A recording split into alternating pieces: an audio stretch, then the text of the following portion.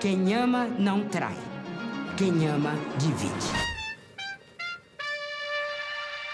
Oi pessoal, sejam muito bem-vindos ao Cinema e Tal. Nesse canal eu falo sobre filmes, então se você gosta desse tipo de conteúdo, já deixa o like, se inscreve e compartilha com seus amigos. Esse é o quarto vídeo de uma série sobre o Gabriel Mascaro, o diretor de O Último Azul, filme que ganhou o Urso de Prata no Festival de Berlim esse ano, e que já tá em cartaz nos cinemas brasileiros. É uma série com 5 episódios, então se você chegou agora, clica aqui pra ver os anteriores, onde eu falo sobre os seus documentários, sobre Ventos de Agosto e Boi Neon. Agora, bora pra resenha. Num Brasil distópico e muito religioso, Joana, uma mulher que dedica sua vida à fé e à igreja, trabalha em um cartório e usa desse ofício para salvar o casamento de alguns dos seus clientes que chegam lá em busca de divórcio. Essa é a sinopse de Divino Amor, de 2019, escrito e dirigido por Gabriel Mascaro e estrelado por Dira Paz, Júlio Machado, Teca Pereira e Emílio Melo. O longa foi rodado em Recife e teve sua estreia mundial no Festival de Sundance, nos Estados Unidos, e passou por muitos outros pelo mundo, um deles o Festival de Berlim, além de ter recebido 5 indicações no Prêmio Grande Otelo do cinema brasileiro, incluindo Melhor Filme, Melhor Direção e Melhor Roteiro Original. Eu me lembro da empolgação que foi quando eu vi o trailer desse filme pela primeira vez lá em 2019, porque eu fiquei muito ansioso para ver um diretor brasileiro fazendo um filme de ficção científica distópica, tendo a religião como assunto principal, ainda mais num Brasil que tinha acabado de eleger o Bolsonaro e a gente já discutia sobre o aumento do conservadorismo, muito associado ao crescimento das igrejas evangélicas no país. O Divino Amor dialoga muito com isso, e me parece ainda mais incrível hoje, depois de ver toda a filmografia do Mascaro, um diretor que produziu documentários incríveis no início da carreira, e agora faz esse mergulho de cabeça na ficção com Ventos de Agosto, Boi Neon e Divino Amor, ainda mais na distopia, um subgênero já tão explorado e que é muito difícil trabalhar com ele. Querendo ou não, é um risco. Se os seus documentários falam muito sobre o tempo presente, muitas vezes trazendo coisas do passado, tipo num olhar mais histórico, mais social, até mesmo da memória, agora, na ficção, ele parece inverter o caminho. Os seus filmes vão continuar falando sobre o tempo presente, mas através de um futuro imaginado. Ele escolhe o futuro distópico porque eu acredito que ele sempre vai olhar para o presente de uma maneira crítica e reflexiva, e nunca conclusiva, como eu já disse em um outro vídeo. E a distopia, através do absurdo, ela nos convida a encontrar e enxergar essas contradições que a gente vive no agora. E no primeiro instante, o filme já causa um estranhamento na gente. Em 2027, a festa mais popular e importante no Brasil já não era mais o carnaval, e sim a festa do amor supremo, uma espécie de rave evangélica. A gente sabe dessa informação através da voz de uma criança que parece narrar essa história como se fosse uma fábula. Nesse Brasil onde as mulheres vão à praia com uma roupa que cobre o corpo todo e que os fiéis podem fazer oração com um pastor em um drive-thru. A ambientação que o filme constrói é muito inteligente e combina com a proposta. E a gente vai ter também uma linha estética e visual que é muito consistente do início ao fim. O mais legal é que não são necessários efeitos especiais mirabolantes ou cenários complexos. Com um bom enquadramento, numa boa locação, com o uso da luz neon, de algumas outras luzes vibrantes também, e algum efeito de pós em cenários que a gente já tá acostumado a ver, a gente tem o tom desse futuro que não é pra ser tão distante assim da onde a gente tá. A trilha também ajuda a gente nessa imersão. Durante o filme ela é suave e discreta, mas bem marcante, e a música tema passa uma vibe de futuro retrô, com alguma pegada existencial, que eu acho que tem tudo a ver com o filme. O roteiro do Mascaro, mais uma vez, é uma virtude. Ele consegue fazer dessa distopia quase que uma parábola sobre fé e religião e a relação entre elas. Eu não sou um grande fã da narração da criança, eu acredito que em muitos momentos ela é muito redundante e já explica coisas que o roteiro já mostrou pra gente. Apesar disso, eu entendo que ela é muito mais do que um recurso funcional pra contextualizar a gente nessa história. É muito mais que um mero narrador. E eu defendo a presença dela no início e no final do filme, onde eu acho que ela foi bem usada. Além disso, alguns diálogos eu acho que não são muito bons, mas nada que tenha atrapalhado a experiência geral. As coisas acontecem cada coisa em seu lugar, numa ordem e num ritmo bom, e isso é ótimo. Eu gosto muito também da personagem principal, a Joana, interpretado pela maravilhosa Dira Paz. Ela tá muito boa nesse filme. A gente gosta dela, a gente entende a dor dela, mesmo que talvez alguns de nós a gente não se identifique com as suas opiniões ou escolhas. Essa identificação com a personagem eu acho importante porque a ideia do filme não é descredibilizar a religião, ou talvez colocar a personagem num lugar caricato ou de sátira, que a gente vai rir dele ou que a gente, né, enfim. Eu acredito que a intenção do filme seja mostrar as contradições daquele personagem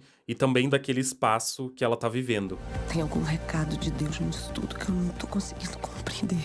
No fim, eu gosto mais de Divino Amor agora. depois de ver toda a filmografia do Mascaro, do que quando eu assisti lá em 2019. Isso porque eu acho que é mais interessante entender da onde ele veio e aonde ele quer ir, entender como ele enxerga o ato de fazer um filme e o seu modus operandi de construir, criar e escrever uma história, seja ela ficcional ou documental. Ainda assim, de todos os seus longas ficcionais, e aqui eu também já incluo O Último Azul, esse é o que mais me parece à parte. Acho que por ele ser mais sério, sem muito espaço pro humor, que é uma qualidade que eu gosto muito no Mascaro. Em Divino Amor, o Mascaro apresenta pra gente o que talvez seja o filme de ficção mais ousado da carreira dele, até então, tanto pelo tema escolhido quanto pela forma como ele escolhe contar essa história, através de um filme de gênero. O filme tem uma produção inteligente e bem realizada, que soube amplificar a proposta do roteiro, e eu acredito que ele cumpre o que ele promete, mesmo entendendo que é um filme que divide opiniões. Agora, atenção que eu vou fazer alguns comentários com spoilers. Divino Amor, na minha visão, é um filme sobre fé. É sobre a fé de um país, de uma igreja, de uma mulher, mas é também sobre acreditar no divino, e aqui é independente de religião. A Joana, ela é muito devota da sua própria fé, e ela resiste a todas as provações que ela passa durante a história. Uma delas é que o marido é estéril, outra é que os casais que eles ajudam a não se divorciar acabam se divorciando, e ela é transferida de setor dentro do trabalho, que era um lugar estratégico para ela concretizar essa missão divina que ela tem. Ela tem algumas dúvidas sobre o que ela tá fazendo, mas a sua fé nessa missão é muito maior. E daí então vem a aprovação final, que é o último ato, a gravidez impossível e sem paternidade. Ela tem certeza que essa gravidez é uma bênção, e no fundo ela crê que é a volta do Messias que todo mundo tá esperando. É um milagre, e o filme deixa claro que é, mas essa bênção vem com um preço. Ela é abandonada por todo mundo, inclusive pela igreja que deveria acolher ela. E é aqui que a fé se separa da religião. A fé, ela é inerente a todos nós. É quase como se fosse uma tática da sobrevivência. E a religião é uma invenção, é uma instituição. A fé por si só, ela pode ser livre, mas na religião ela é um instrumento. A religião sempre vai alimentar a fé, mas nunca para emancipar um ser, e sim para controlar as mentes e os corpos dos seus fiéis, colocando ali nesse pacote um pouco de medo e culpa. E nesse Brasil distópico, a religião vai se adaptar à modernidade, assim como acontece nos dias de hoje. A festa no formato rave, que é muito popular entre os jovens, o karaokê gospel, as igrejas são mais modernas, tem até drive-thru para você poder ir lá e fazer uma oração com direito à música e gelo seco. Os cultos são muito performáticos, parecem até mais aulas de teatro, e até mesmo se usa o sexo grupal para salvar um casamento. Tudo isso em nome da manutenção da procriação do casal hétero tradicional. A partilha e a comunhão, virtudes já bem conhecidas dentro da igreja cristã, se estendem a um tabu, o sexo, ainda que ele seja reduzido a um ato de reprodução e não de prazer. De qualquer modo, a gente entende que a interpretação dos livros sagrados podem mudar conforme a dança ou sob a visão pessoal de algum líder religioso. Tudo isso para manter os fiéis engajados nessa fé. Eu pedi um sinal, eu ganho isso.